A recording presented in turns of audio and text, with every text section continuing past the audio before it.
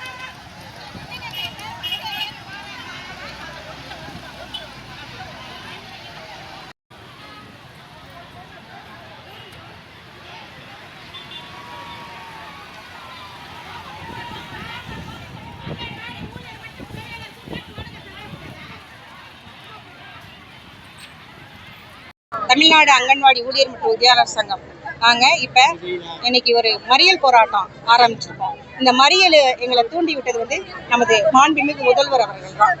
நாங்கள் கடந்த ஆட்சியின் போது இதே இடத்தில் நாங்கள் காத்திருப்பு போராட்டம் 4 நாட்களாக வைத்திருந்தோம்.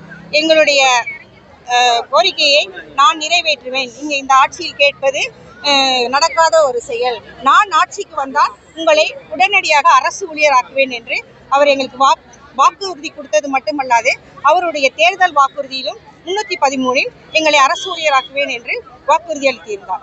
நாங்களும் 4 வருட காலமாக அவர் இப்ப சொல்லுவார் அப்ப சொல்லுவார், நம்மளுடைய முதல்வர் அப்படின்னு நாங்களும் பலகட்ட போராட்டமாக அவருக்கு நினைவுபடுத்தி கொண்டே இருந்தோம். ஆனால் பெண்களாக எங்களை அவர் ஏமாற்றியது மட்டும்தான் மிஞ்சியது. இப்பொழுது நாங்கள் இன்னும் ஒரு மாத காலமே இருக்கும் பட்சத்தில் எங்களுடைய கோரிக்கையை அவர் நிறைவேற்ற அவருக்கு அது தெரியும் வகையில் இன்று மறியல் போராட்டத்தில் ஈடுபட்டுள்ளோம். இந்த மறியலிலும் அவர் செய்தி சாய்த்து எங்களுடைய மாநில மையத்தை கூப்பிட்டு அழைத்து பேசவில்லை என்றால் வரும் 27ஆம் தேதி முதல் தொடர் காத்திருப்பு போராட்டம் நடைபெறும் என்பதை தெரிவித்துக் கொள்கிறேன்.